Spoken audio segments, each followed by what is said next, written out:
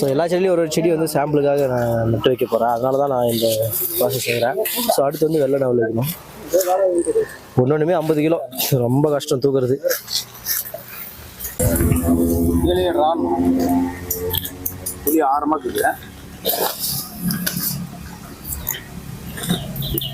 கத்தி எடுனா வேணுமா?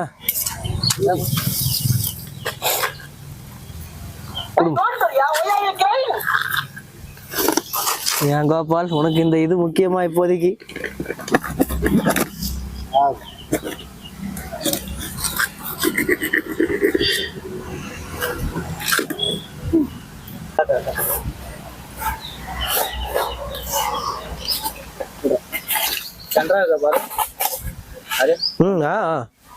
சரியா போச்சு.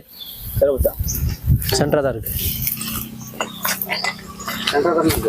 ஓகே, சென்டரா.